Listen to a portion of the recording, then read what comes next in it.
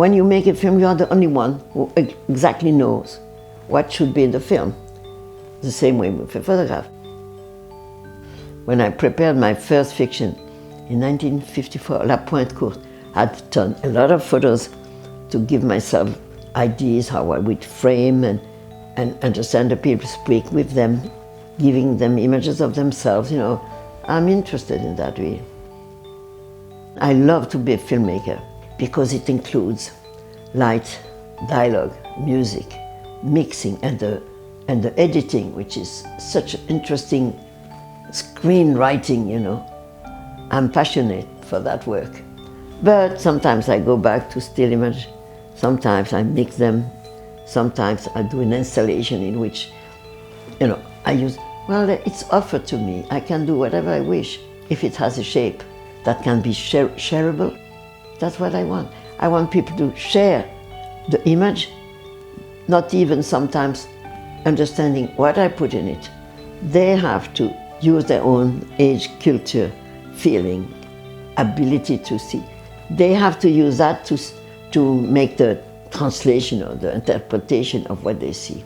So it's offering like a field, you know, of imagination. And people do what they want. When I came back from Cuba, I'd been there in end of 62 and 63, January 63. I had in mind to make a film with these photos. To then make a shooting like this, what we call banc titre, to shoot the photos and do some movement in the photo and to make a film. It's a film called Celui les Cubains, Hail the Cubanos. It's part of my way of being, if possible, at the time, at the right time. I was lucky, or I had a good feeling that to be somewhere when there is enthusiasm, hope, very joyful and daring. What I got at the time was a country so proud to have been declaring Cuba Libre, which means freedom, and their own program. And at the time, they were very enthusiastic, and I met a population, and I was alone. I could go everywhere. You know, I traveled, I spoke Spanish, so I could ask questions to people. And I had a good feeling, very good feeling, and I think it appears in the photos. People are, you know, what I would meet. I didn't take monuments or even buildings, even though some buildings were beautiful, but I like people, and they represent what I wanted to understand from that country. Then I wanted to be serious, to have the Président de la République, le Ministre de l'Agriculture, le Premier Secrétaire, you know. I did my job, but also because I was interested in Cuban music that comes from different sources, from Africa, from Haiti, from France. I tried to meet people involved in that different approach of music. So I use the music also in the film. Benny Moré chante et danse pour nous un son de montugno, type de rythme dérivant du chant paysan.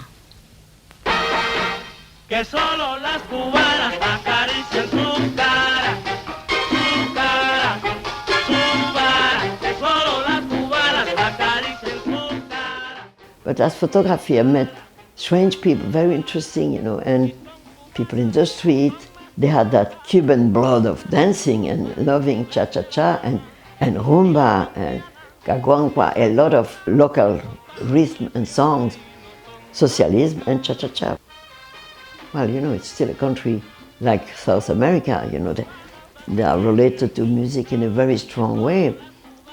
So it's everywhere, all the time, and I like that very much. I made a portrait of Fidel Castro that I had asked to meet, and they gave me a little appointment. I had half an hour. He was near the water in a little restaurant. He's between two stones. I felt he has stone wings. And he looked very good, and he was very agreeable to me because I spoke Spanish, and he did try to sell the program. You know, he spoke like a normal person speaking to a normal person. I've always worked on that. How do we deal with the border between still images and moving images? Sometimes, like I made a film about one picture I took called Ulysse that I took in 1954. I made a film about a photo. And also once I had a photo, I thought, a snapshot. In a snapshot, what happened just before and after. I made a film once that I wrote a screenplay, a short 3-minute film, to try to imagine what preceded that moment of the snapshot. So I'm very intrigued. Also in cinema I'm intrigued what is out of frame and the frame itself.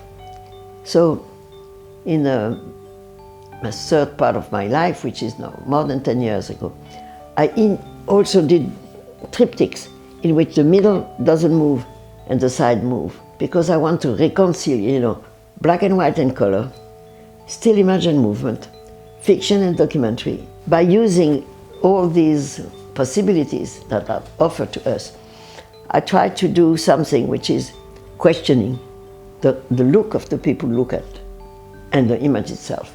Since the image doesn't exist if nobody looks at it. And that's the look we give to an image. Fulfill, remplir, fills the image with meaning, intention, memories. Every person is unique when he or she looks up an image. It's an incredibly big world, the world of photography.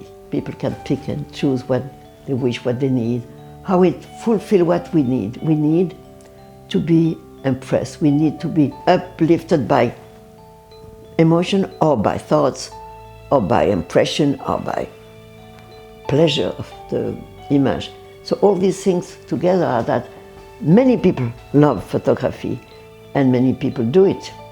So now that all the cameras have become smaller and more easy, It's interesting because I remember, and I have been filmed, using la chambre, the big thing, with the lens here. Everybody now has a camera, a small camera, or even more, with the smartphone. They turn it and they do, not only they take picture, but they do self-portrait with the selfies. So now the image is everywhere. And what is the difference to be a professional? I don't even know. I am interested in the time because I'm into the time. My own life is time, getting to be shorter and shorter, but we are written, our life is written in time. And our physical time, but also the history time, the country time, the family time. So we have layers of perceiving the time. I even made a film called Cleo from 5 to 7, in which 90 minutes were filmed, minute after minute. With the real time, you could see the film which you watch. If it started at 5, you could check that 5:10 on the film was 5:10. And in the cinema and in the photos, we can play with that. Because in a way, being an artist is playing with concepts, with reality, and the way of looking at it.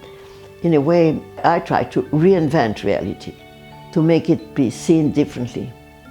Eventually, wake up in every viewer something personal or something related to his or her culture.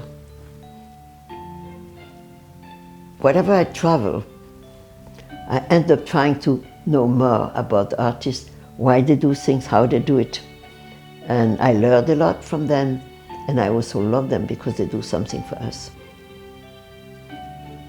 I try to be honest about what I speak about, because I'm not stupid, but I'm not intellectual in the terms of, I don't get my ideas from reading philosopher or psychologue or psychoanalyst that I know nothing about. I try to be near what's happening and feel the tension. And you understand that nowadays in Paris, since there was this horrible terrorist attack, we got shocked, And everybody is saying, life is so fragile. And because you have some craziness, political craziness, religion craziness, fanatic, all kinds of things. We try, as people getting the images, to grab what can be felt through an image. All the photographers will tell you that. They try to be with the people, with what's happening, and sometimes just behind. What do we feel about? And for that we have to go there. Maybe not film, maybe not even taking photographs. Sometimes just be with people is enough, because it feeds you, and later you do something. which has the memory or the drama, of the pain of the people. So I'm not a reporter. I'm an artist, that's what I feel.